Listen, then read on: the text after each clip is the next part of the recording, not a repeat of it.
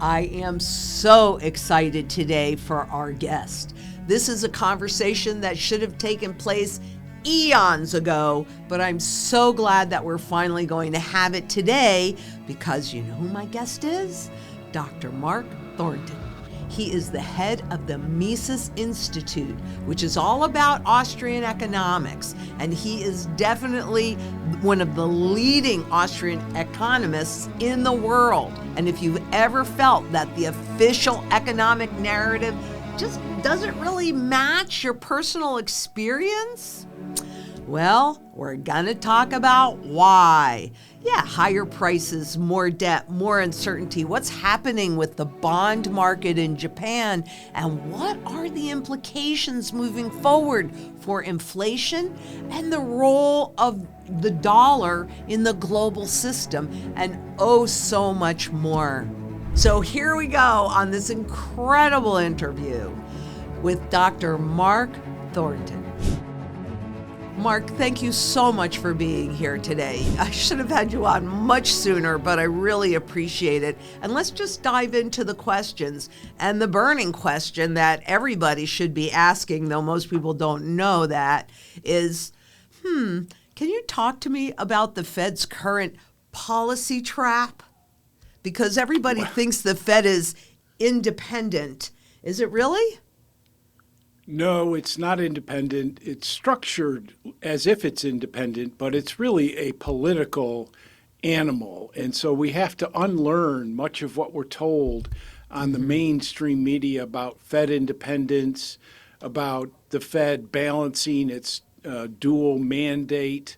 As far as I can see, the dual mandate is not about balancing unemployment and inflation, but it's about serving the interest of Wall Street on the one hand and of Washington, D.C.'s profligate spending on the other hand. And if you make that switch in your mind away from this public interested balancing act that they constantly talk about and refrain on and make excuses about, and learn the real long run truth of where the Fed came from, why it's there in the first place, and what it's designed to do from the get-go back in the early days of the Fed, then you realize that it's there to bail out Wall Street on the one hand and to enhance its business in the short run, and then to serve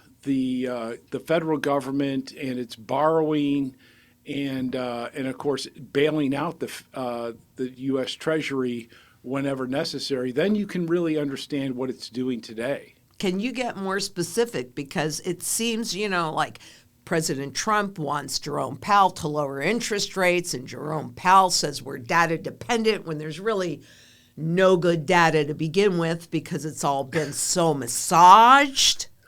Can you address that a little bit? Because people don't understand it. They think, oh, look at him. He's standing up to the president.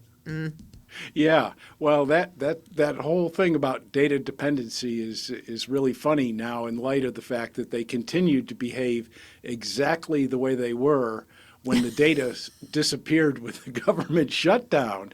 So, if we remember back to the fall and Powell, hanging tough, refusing to cut interest rates and so forth, and remaining strong. Of course, he was worried about the value of the U.S. dollar at the time. And then at Jackson Hole, they came out of the mysterious Jackson Hole, Wyoming meeting, and all of a sudden the Fed had seen the light, and they were worried about labor market conditions and so forth. And they basically had a kumbaya moment where they said, we need to really think about loosening up on interest rates and opening the spigots of the money supply. And, that's what we've seen ever since. It appears on the 6 o'clock news as if there's still this ongoing battle between the president and the Federal Reserve. But actually, that was over with back in the fall when the Fed decided, well, we're no longer going to be doing quantitative tightening. We're going to cut back on that. And then, of course, they cut that off entirely, so that they were no longer, sopping up their and reducing their holdings on their balance sheet. So they stopped all that, and then they said, well, we need to inject another $40 billion each month into the marketplace for liquidity concerns. Of course, it doesn't matter really what you call the reason. They're injecting $40 billion of new money into the market now. And of course, they're cutting interest rates. They're signaling more cuts in interest rates. And, so it's unclear whether when President Trump appoints a new chairman, this, coming up pretty quickly, and additional members, that the Fed was already pretty dovish to begin with, and has become much more dovish just in the last year in terms of the new members that are on the committee and the old members that have left the committee. And of course, President Trump is, going after Federal Reserve board member and Chairman Powell and the Fed itself with criminal charges or indictments right now. Right. So, I mean, it's a full court press, but the Fed is already, pre-committed to a loose monetary policy.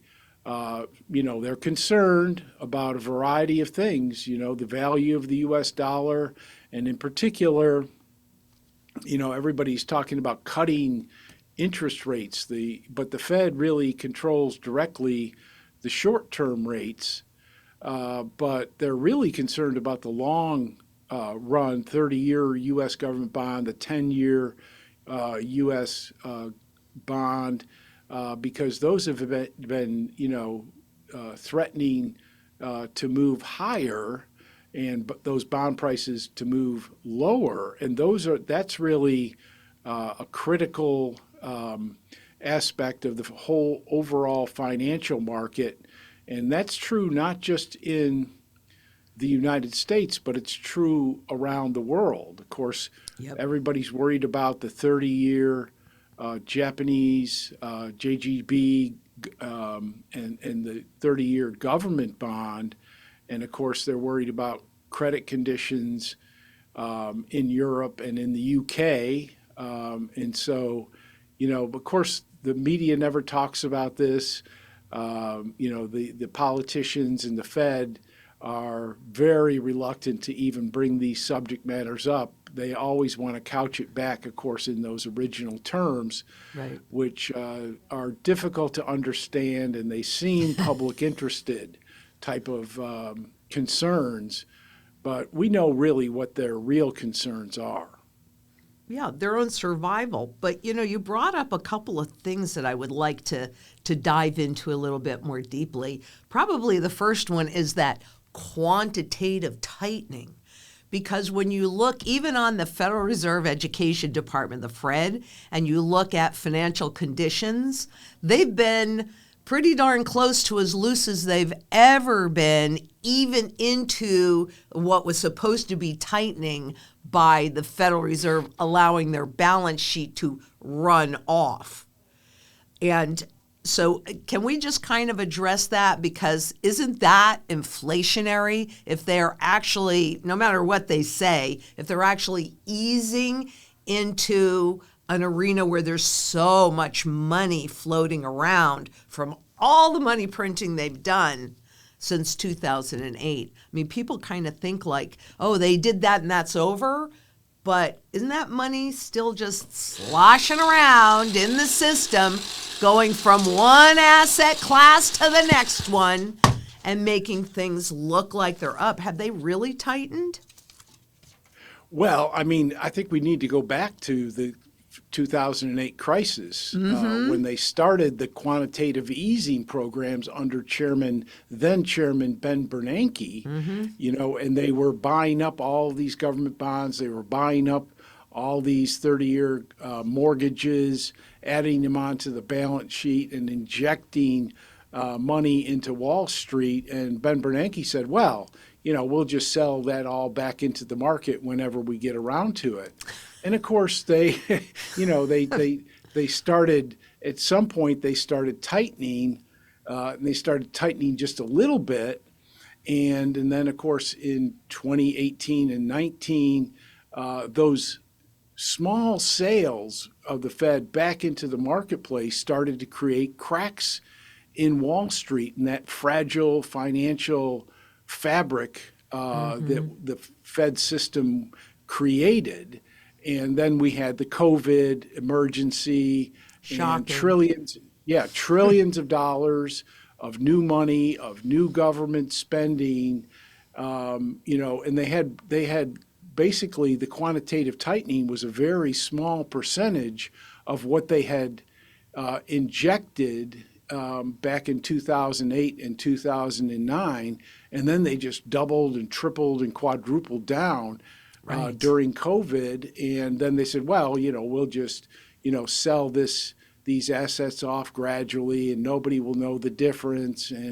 But it's they had years to supposedly normalize their balance sheet, and if you look at the balance sheet, it's barely budged really between COVID and the present conditions. And then all of a sudden, late last year, they said, well, we have to stop this process because of liquidity concerns. And in fact, we're going to have to start this new program of new injections into the economy to stabilize liquidity and that sort of thing in the marketplace. So what is, and the Austrian economists, Mises and Hayek and Rothbard have been trying to teach us all about this for a very long time, including going off the gold standard in 1971, that temporary government programs are almost automatically going to be permanent programs until the American people and people more generally stand up to Washington, D.C. and the political establishments and the political elites and say enough is enough. And, and the going off the gold standard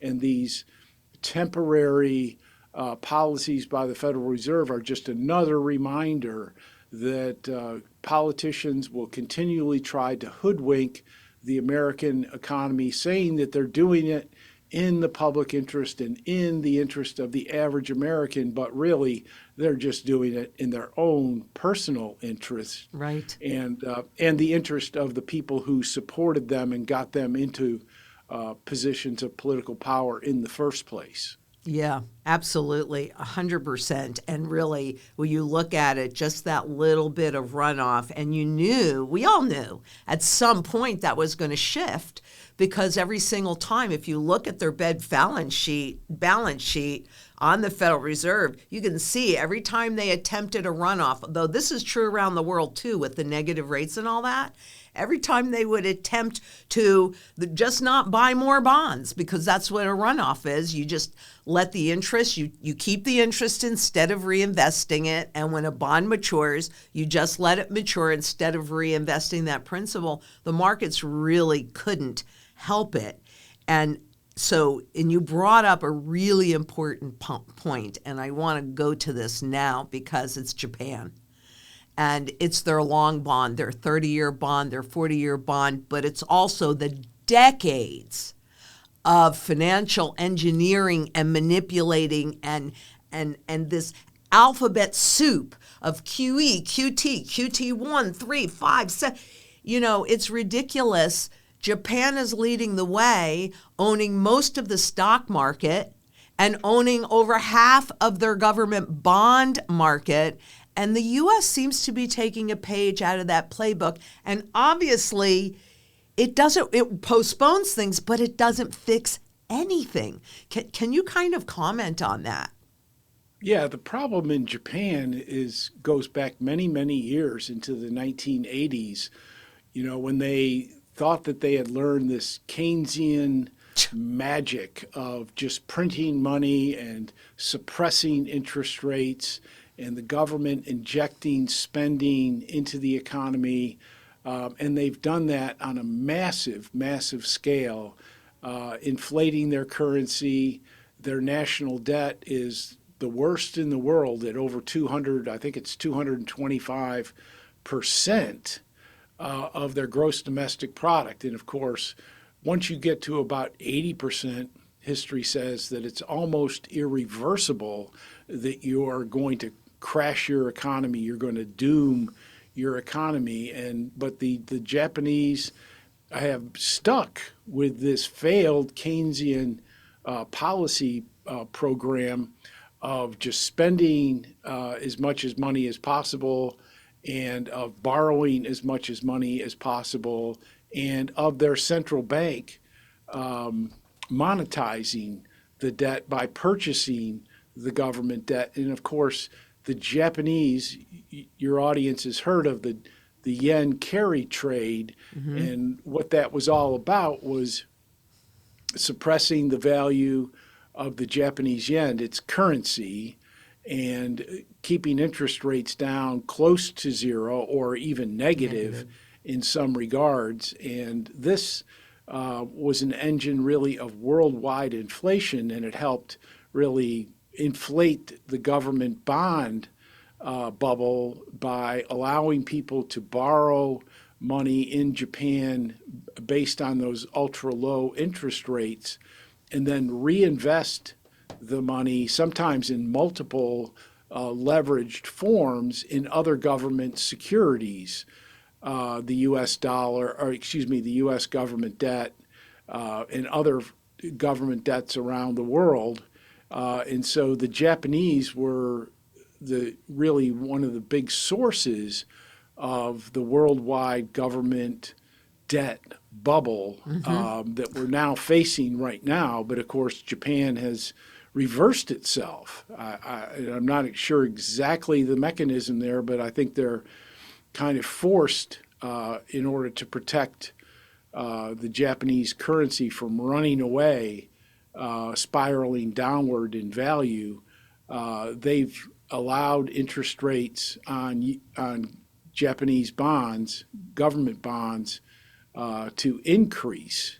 And so right now we're seeing, the Japanese government bonds, the interest rates on those longer term government bonds look like, well, they're almost normal compared to other countries around the world. So that's a big concern, I think, for central bankers who see that as a big tangible change in world financing, and they don't know what to think of that. And the problem is, of course, is that central banks, particularly the Fed, has tried to grab a hold and control of every aspect of financing in the U.S. economy and therefore the world economy. And the problem with that, instead of a central bank just trying to control one thing like short-term interest rates on Wall Street, now the Fed is trying to control everything. And just like in socialism, when the government is trying to control everything, it doesn't know anything because it doesn't know the real price of anything. And one of the consequences of that, of course, is that, whoops, the price of gold and silver have exploded. Well, what do what do you make of that? Why have the spot prices of gold and silver exploded when, we keep being told that the economy is strong and that everything is fine here? Well, it's a big anomaly. Usually when gold and silver prices are rising rapidly, you don't see stock prices holding up or even reaching all-time highs. So right now we're in an anomaly, and we're looking, of course, everybody, including the central bankers, are worried about how this is all going to turn out. President Trump is, in a full court press trying to make sure that Wall Street is getting all of the right signals from him in order to keep stock prices elevated. But, the basic fact is that, even the central bankers don't trust each other Exactly. don't trust and don't trust other central banks and other treasuries around the world to do the right thing. And so, the old system of fiat money and unfixed exchange rates and all of this post Bretton Woods 1971 system, it's been entirely based on trust. And Yep. right now, governments around the world do not trust one another, and central banks no longer trust one another. And, they see that people are spending, people are borrowing. When I say people, I mean other governments, and they're expanding their national debts, and nobody's showing any tendency of curtailing spending, curtailing borrowing. It's just full speed ahead. And in that kind of environment where the future is one of, more inflation of the money supply and bigger government national debts, it's just more printing ahead, and probably higher taxes ahead, and lower productivity in the economies, less capital investments. It seems like, and I've mentioned this on my own podcast, that it seems like we've now transitioning away from a 40-year period of lower and lower long-term interest rates into a new uptrend where long-term interest rates may be moving up on a trend line ever higher into the future for a long time to come. And, that means it's going to be much more difficult for households, to finance home purchases, to start families. It's going to make it difficult for small businesses to find the capital investment to start new businesses, and even for corporations and larger scale businesses to expand, whether they're a restaurant chain or a mining operation or a distribution type company. It's going to be more difficult if interest rates on long-term borrowing go up. And so that means that it's going to be more difficult for the economy to expand and to increase its productivity and efficiency.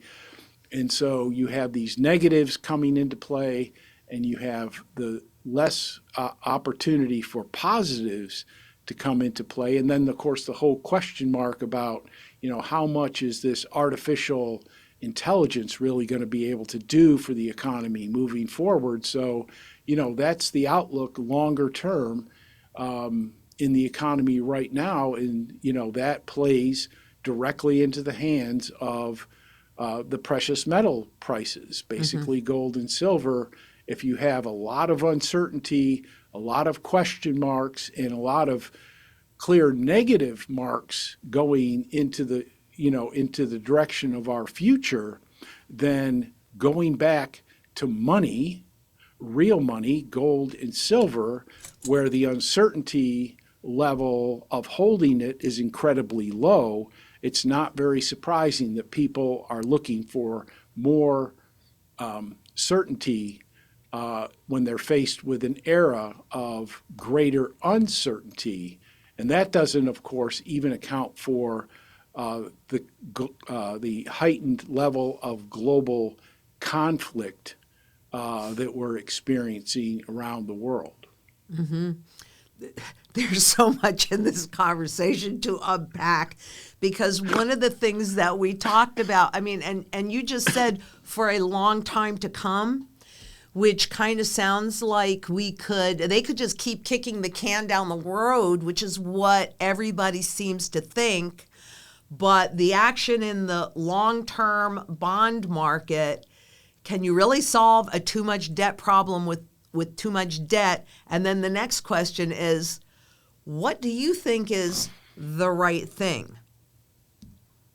Okay, this is the perennial question, and the kicking the can down the road policy, which is kind of a stupid way of doing things, right? Very. Nobody believes that, oh, just kicking the can down the road is going to be the right policy. It's irrational. Yes, it is. But it is precisely the policy that the political elites want us to follow. They want us to follow a policy where we continue to add and continue to borrow, with the federal government continuing to borrow and adding to the national debt, and the Fed continuing to print, maybe in a more balanced way, but they want that, continuation policy, because they're the ones that are making all of the money off of the government bonds and the issuing and the selling of government bonds.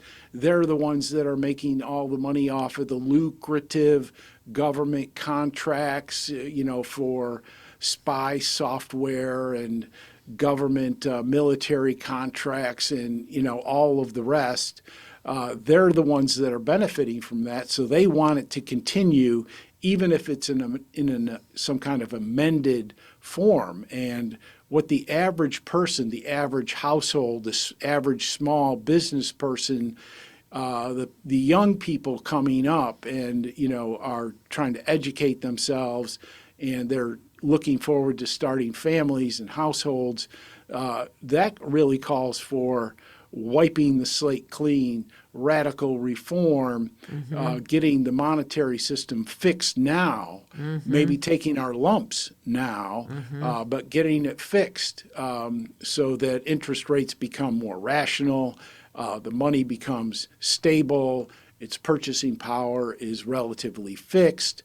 If even it might even actually be appreciating, which is even better in terms of stimulating savings. Of course, the Keynesians and the government have always been against savings, but, personal development and household formation and family, continuations, that all depends really on a process of working and saving and becoming wealthier and having a higher standard of living, starting a small business.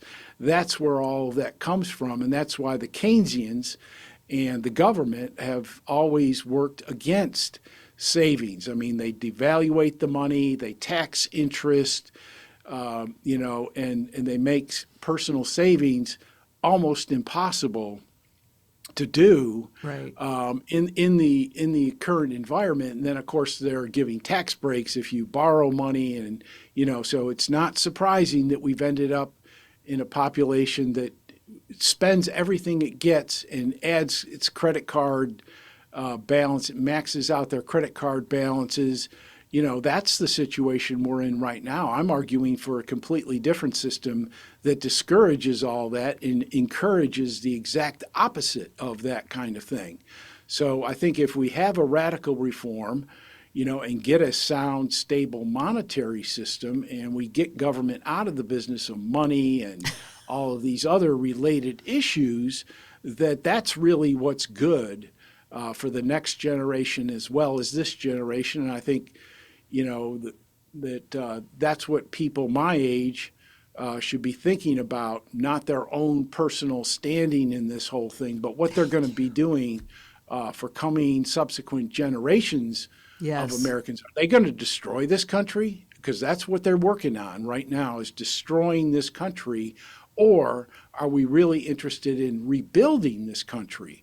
And rebuilding this country never starts at the top. Nothing good ever starts at the top. Everything, we know this intuitively, everything that's good starts from the ground up. Yep. It starts from the bottom up. That means people, individuals, families, households, small businesses, the engine of economic growth and development and new jobs.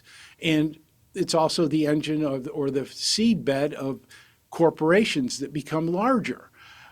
So anybody who tells you that we're going to solve this problem is a top-down approach is selling you a bill of goods. Well, yeah. I mean, President Trump said the other day that we're just going to grow our way out of it, which was not really ever growing your way out of the issue, continuing to spend and borrow. it's just a big lie. But is it possible that what the global long-term bond markets are telling us, because it isn't just staying in Japan, we are incestuously interconnected, the global financial system. So radical reform like you're talking about, for me personally, my battle is to get redeemable gold back in the system again. Even if it's a digital system, I don't care. Because how else, and maybe you can see another way, but when one monetary system dies, and there is a question I have to ask you in just a second, but when one monetary system dies, another one is born, and it's gold and silver that can hold your purchasing power through this transition, which there's, in my personal, strongly held opinion, the system died in 2008, and it was just put on life support to institute and get ready for the new system, which is a full surveillance system. But when I look at the purchasing power, here's the burning question.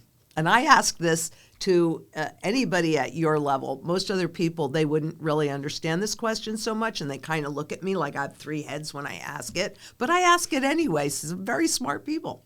So if you look at the purchasing power chart on the Federal Reserve Education Department, you will notice that where it started out at $1, we have 3 cents left, but they also admit to the value of the currency being a big fat goose egg, because it takes virtually no money to create. Yet if they spend 9.7 cents to create a $100 bill, you and I have to work for that $100 bill. But so we're 3 cents away from that big fat goose egg officially. What happens when we get to zero? Well, of course, that's where we're headed, and there's a lot of different ways of calculating the depreciation of the value of the dollar. If you did it, if you did it in silver or silver dollars, it wouldn't be 3 cents. It would be less than 1 cent of remaining purchasing power of the Federal Reserve note currency. It's not money; it's currency. Not money. You're right. Thank you. That started out representing money, which is gold and silver. So, but we're basically at the bottom of the barrel. As a matter of fact, when they talked about in the Revolutionary War, when the American colonial governments were inflating like crazy, to pay for that war against the world's greatest military power, they inflated up so much that the Continental was worth less than 1% of its original value. And so people developed the saying, it's not worth a Continental. Well, that's where we are right now, Lynette. Yes. We're at the point where the U.S. dollar is not worth a Continental. And of course, we can go further with that. It's just a matter of crunching the numbers, and what's worth 1 penny today or 3 pennies today could easily be worth a very small fraction of that going into the future. So that, average home today, maybe $500,000. And if you go back a complete generation, you could buy that same or roughly the same home or build that roughly that same home for $50,000 back in the 1960s. And then if you go back another generation to when the Fed was founded, you could build or buy that same nice house for about $5,000. So, the numbers can change, but there's real pain involved in all of these number changes. There's business cycles. There's the negative effect in households as they face higher and higher prices every day, and they have to make cutbacks and adjustments. Their daily lives and routines are thrown out of balance. And of course, the thing that we don't see, but the theory tells us, and experience tells us is that this is a rip-off system.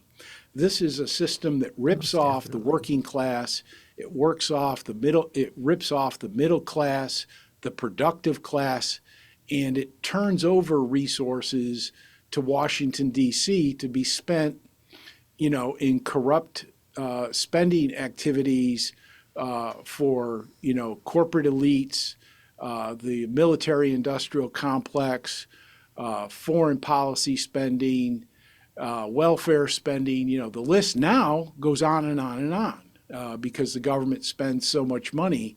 But there's a huge transfer in this whole process that often gets missed in the basic analysis of inflation. Is you get the cyclical activity of the business cycle, which makes it difficult for households and small businesses, but then you also get this transfer from the productive economy to this non-productive government effort. It's basically ripping off the productive economy in favor of all these special interest groups in Washington, D.C. and in state capitals.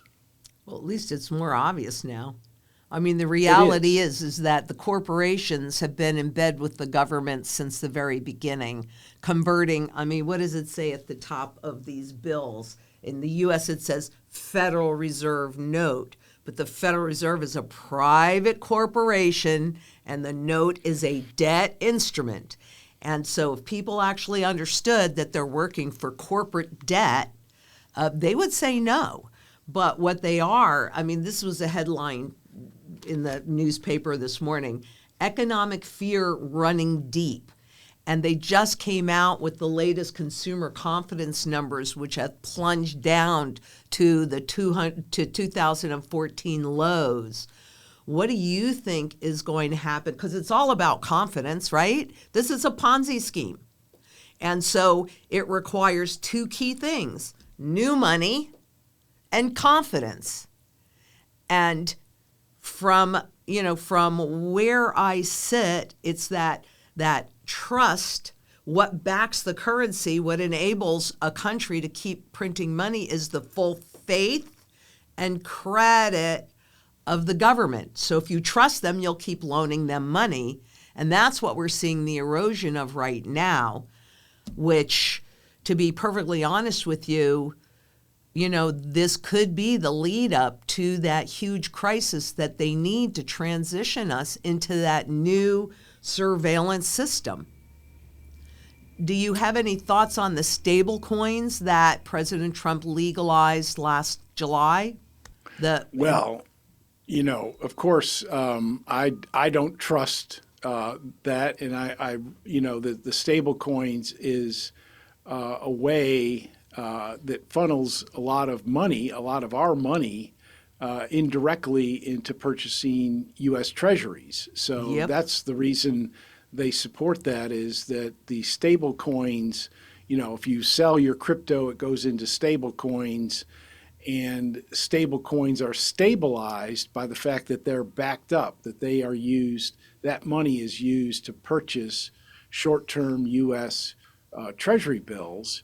And so the more money that goes into stable coins, and everybody in Washington, D.C. is aware of this because the stable coin industry is soaking up hundreds of billions of dollars of these Treasury bills.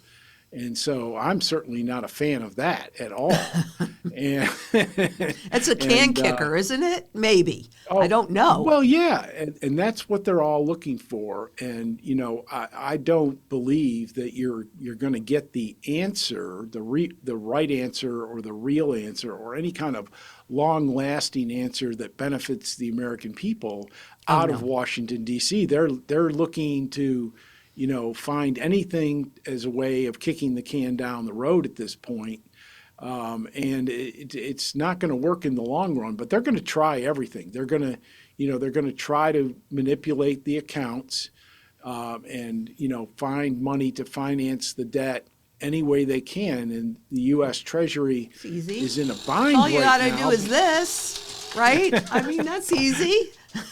Well, but in the old days, they had China and Russia and Europe and Canada and Luxembourg, and everybody was buying up the U.S. government debt and using it as central bank reserves. So they had, a huge source of demand for these U.S. treasuries, and slowly but surely, and now pretty quickly, a lot of those sources for soaking up all of this U.S. government debt is disappearing. And of course, if that reversed itself, if Japan and Europe and other sources started quickly divesting themselves of U.S. Treasury, it would really bring the hammer down on world financial markets.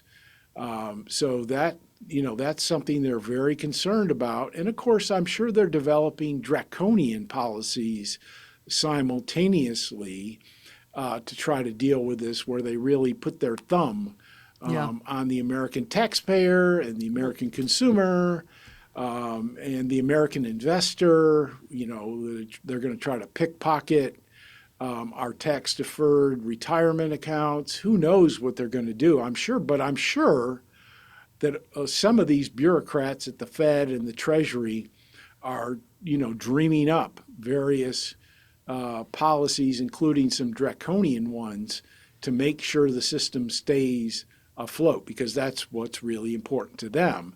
It's not that you and I stay afloat, or that the average American stays afloat. That is only used when it's convenient, or when an election is quickly approaching. As of course, the midterm elections are coming around, so they're not going to want to resort to any of those draconian policies right now. They're going to want to use the misdirection type policies that stable coins is providing them.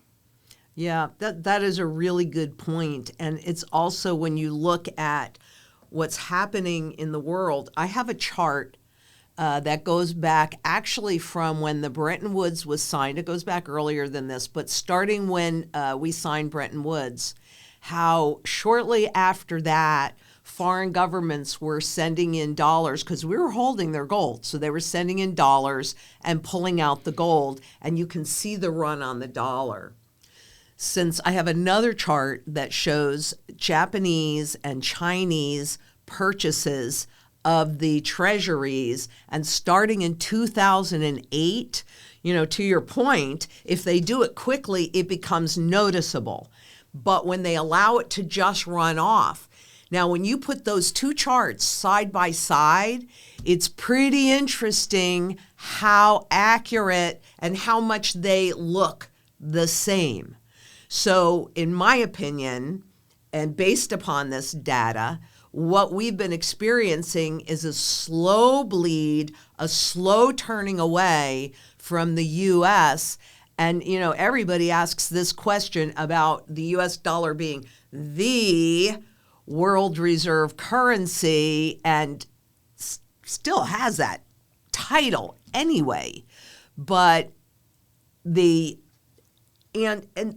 other piece that goes into it, and I know this is a lot, but when we talk about a strong dollar or a weak dollar, or a strong yen or a weak yen, it's relative, right? It's relative, one bad currency, fiat currency, versus another. And so people hear that and they go, oh, okay, well, the dollar can never go away.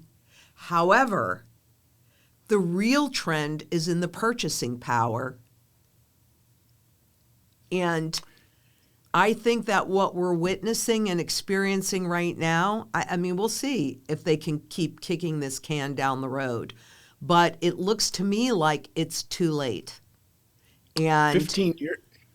Yeah, please, go ahead. 15 years ago, Professor Barry Eichengreen, who's a prominent mainstream economist, came out with a book about the reserve status of the U.S. dollar in trade and in central bank balance sheets and things like that. And he said, well, the U.S. dollar is going to remain the dominant currency in the world forever, essentially, because he didn't see any alternatives that would fit for either trade or for central bank assets on their balance sheet. Now, fast forward 15 years, and I questioned Professor Eichengreen's assumptions about all that when I reviewed his book 15 years ago. And but it was just the standard fare, and that was the state of the art as far as mainstream economics was concerned. Now, fast forward to today, and we see a quickening of both fronts. That on the front of central bank assets, gold has become the number one asset on central bank balance sheets, and despite the very high price, central banks around the world are committed like never before in the past to adding gold to their balance sheets and to further reductions of the U.S. dollar on their balance sheets. So in that area, we've seen a clear change and a clear avenue to further changes of those balance sheets. And then in terms of trade, there was a slow movement away from the dollar in terms of international trade, how to arrange a trade for oil or rubber or aluminum or whatever from one country to another. All of that was done on the basis of the U.S. dollar. But of course, China has been very active in trying to establish institutions that would allow the yuan and other currencies to serve as the mechanism of international trade. And so we've seen, some movement in international trade to be done on the basis of other currencies. And some of this has been sort of in illicit barter-like conditions with the Russians, for Russian oil and that kind of thing. But it's moving forward. And, the fact that the U.S., the Treasury and the central bank have just been arrogant with respect to the status of the U.S. dollar. And, we've gone around the world bullying people, stealing the Russians' foreign reserves. Of course, the Europeans are in on it. That just adds fuel to the fire, which undermines the role that the U.S. dollar has played in creating a one currency, not a one money, but a one currency world that when we were behaving ourselves, relatively speaking, it produced some pretty good results. I mean, when we weren't runaway inflators,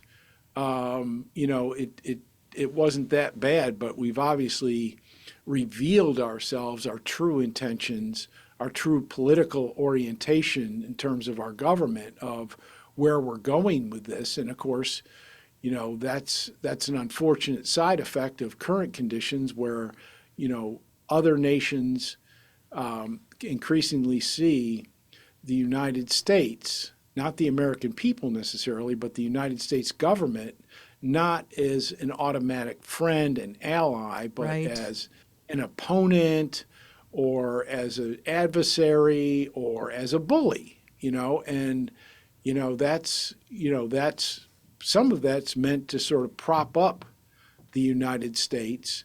But longer term, the fact that we've diminished our standing and we're, threatening people and acting in a non-cooperative type of way, we're acting like an empire, really, imposing our will. And I know there are Americans who think, oh, yeah, we should be imposing our will, because we can do it. But the problem is that other people do not appreciate this type of behavior, that, even if the United States was, pushing its weight around a little bit here and there, at least we gave the appearance in the past of acting in a semi-cooperative type of way, and that's really out the window right now.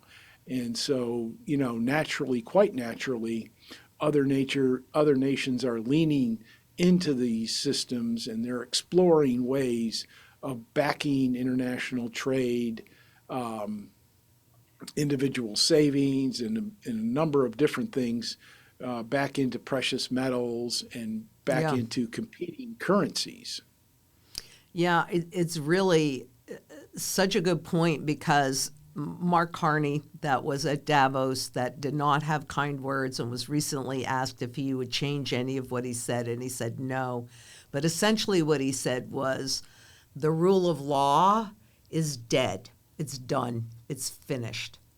Now, that is, I just got chills. It's a little scary to me, but that's what the world is seeing, and that's how we are being perceived. And the alliances are shifting pretty rapidly right now. This is something that we always see, a lot of war and a lot of chaos, right? Basically, that's what we've been experiencing is a tremendous amount of chaos, and the confused mind does nothing. So is that maybe also a tactic? Because the world doesn't know how to react to this. Yeah, I think that's right. I would say that the rule of law, internationally speaking, has been dead for quite some time. I'd agree. But at least the more cooperative stances that people took gave the appearance that there was some sort of institutional legal framework backing all of this. And of course, I'm not an advocate of international agreements or trade agreements or the United Nations or any of that stuff. I'm more of an advocate of free international trade where governments don't get involved at all, and where they're not really pushing or promoting anything. But what I'm saying is that we've definitely turned away from the status of cooperation that other countries were willing to hold our government debt on their central bank balance sheets. And that's really going to be, when the final accounting on all this is done, we're going to see that was the Achilles heel of the U.S. dollar. Well, it's all of them are based on debt. And, I could certainly be wrong because, as you know, timing is the biggest challenge for any technician. We can tell you what is most likely to happen based on a lot of history, but exactly the moment when it will happen, that's really just anybody's guess. But I think, when I'm looking at what's happening on the spot markets and considering the fact that, what it costs like virtually nothing to control 5,000 ounces of gold, or 500 ounces of gold, 5,000 ounces of silver. And so the price has been very easy to suppress. Personally, I see a movement that started last January because it's been those paper contract markets, those spot markets that have been dictating the global price, but that seems to be shifting. Are you also seeing that shift more toward a true, why isn't spot gold still at I came into the industry, it was $248 an ounce. Why isn't it still there at those lower levels? Rather, you're seeing both spot gold and silver make new highs. Is it possible that Wall Street and Washington are losing control of the narrative? We don't really hear too much about how the little guy is buying gold and silver, except that Walmart, Costco, and Amazon are selling gold and silver. And they're probably not really, most of their clientele are probably not the Rockefellers. Okay? So I think that is very telling as well. You talked about a grassroots movement. What do the spot prices tell you along with that information? Well, on the eve of silver going above $50 an ounce, I described the situation as that we were going to experience growing pains because breaking through that $50 level was going to send a signal to the next layer of potential investors that, hey, something has changed here. And, as that information got out to additional news stackers, to traders and hedge funds, to Wall Street, to investors, as that information permeated outward. And I'm just now still getting back feedback on this from friends and family and poker partners and, just people that I know. They bring up the topic of the price of silver. So what we've seen in the marketplace is these growing pains in a major way. We've seen the wholesale markets be very, very turbulent. There's been backwardation of the futures versus the spot price. Right. We've seen, runs on coin shops. We've seen, silver backing up through the distribution chain where, the little guys are exchanging their silver for currency, and it's going to refiners who are also backed up with stuff to melt down because they want to produce these big silver bars for the wholesale industry. So there's a reflux action in the marketplace. And of course, these types of changes, I can't even remember them all. It hasn't been that long since silver was, turned $50 an ounce. But, if you went through the daily news cycle, you'd see all sorts of new abrupt changes in the marketplace. It's been occurring at a dizzying pace. So when I described it as growing pains, that's an underestimate of what's actually happened.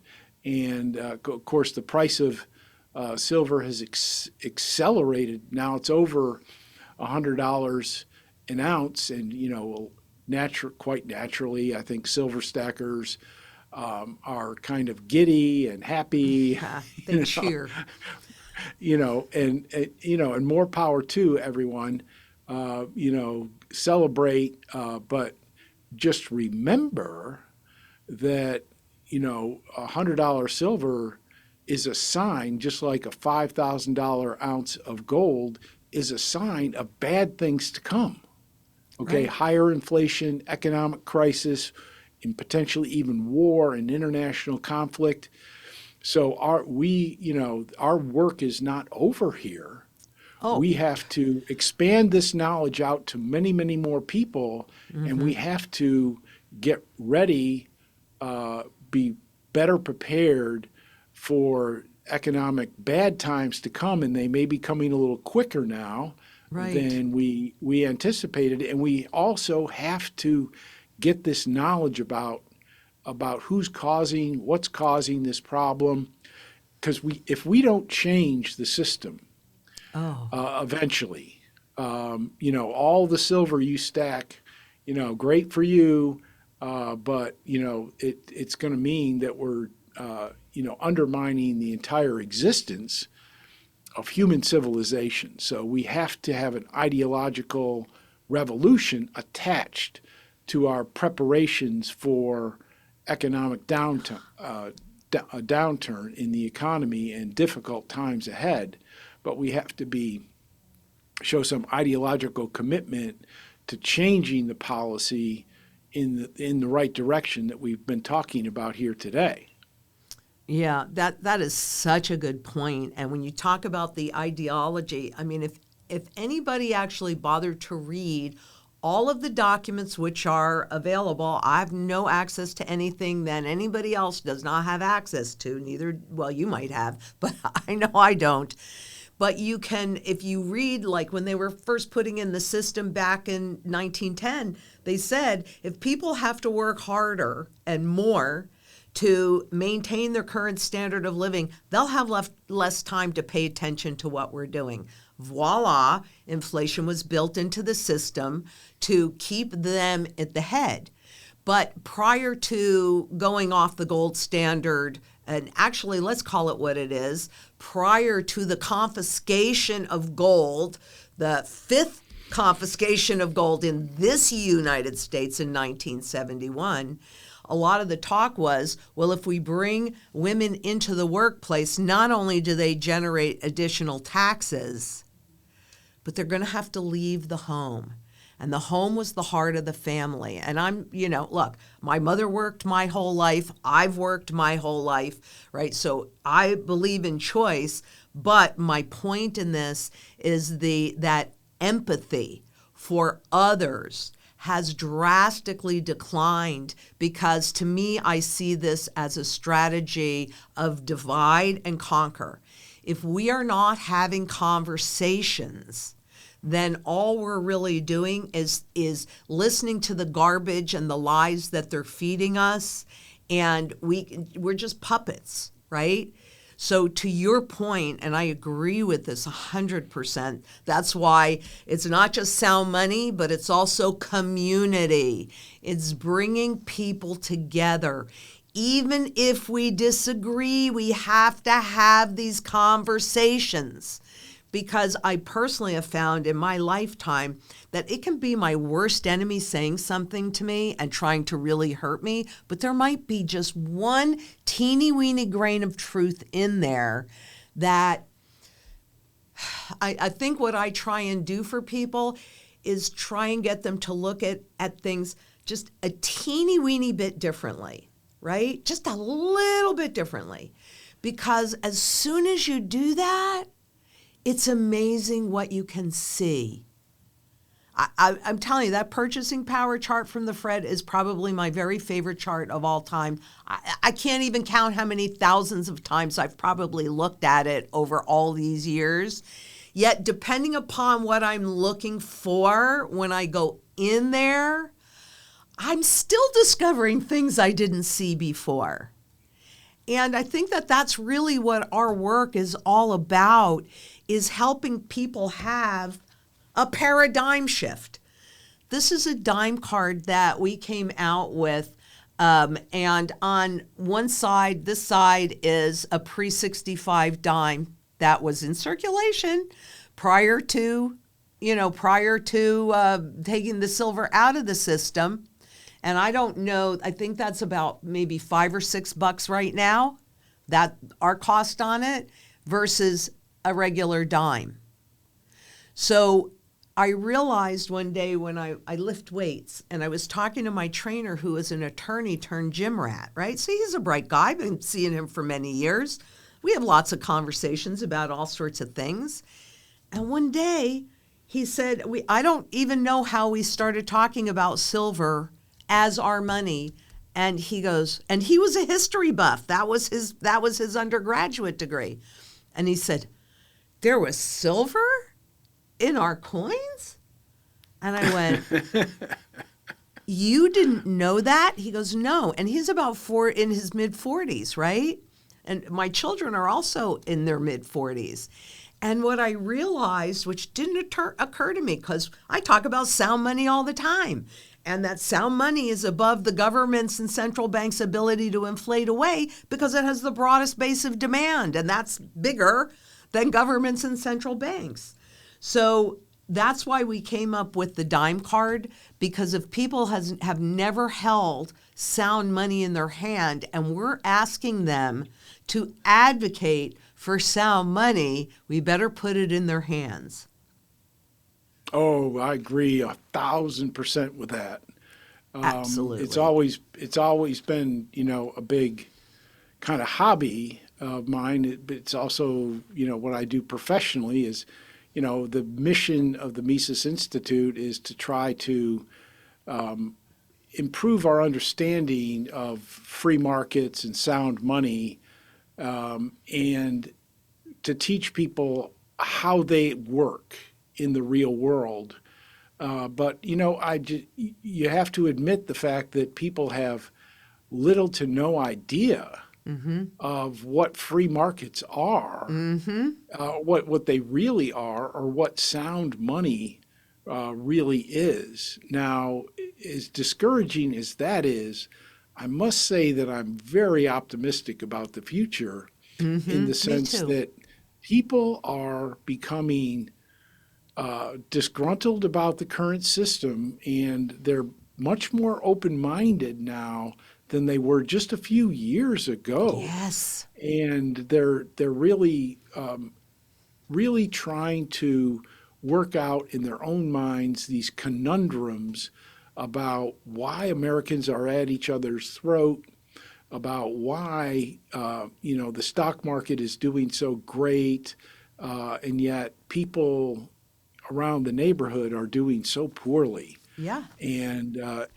so I think that really makes our efforts continually more and more important. But the reason I'm optimistic is because people are increasingly more open-minded to these new ideas, and they're increasingly not trusting their overlords in Washington, D.C., and they're suspicious of the political elites that ultimately control, these small number of corporations and these political parties and the media.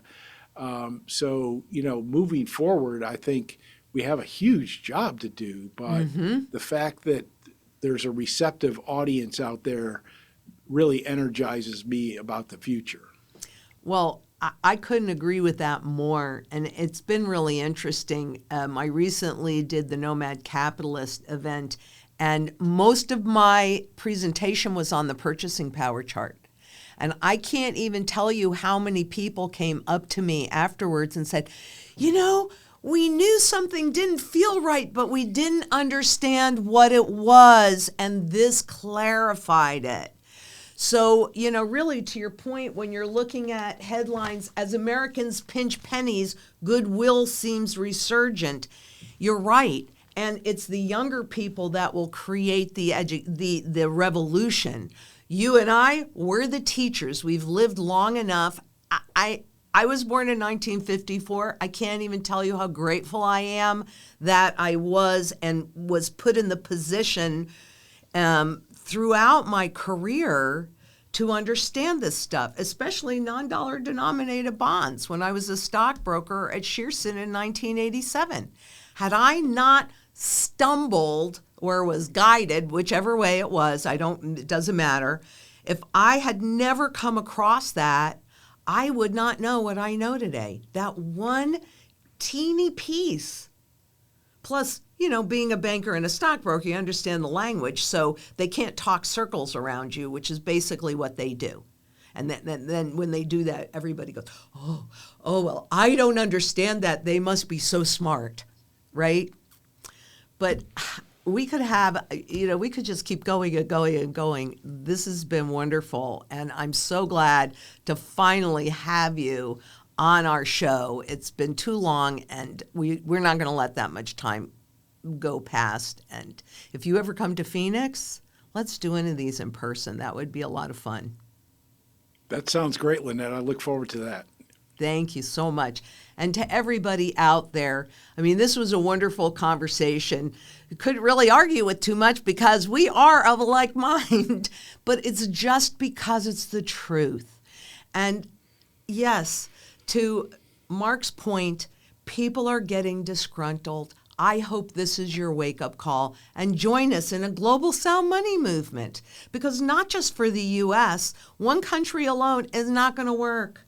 We've got to come together in global community to get that sound money. I don't know, what a concept. Redeemable gold back in the system again so the public gets to have a say and take their power back.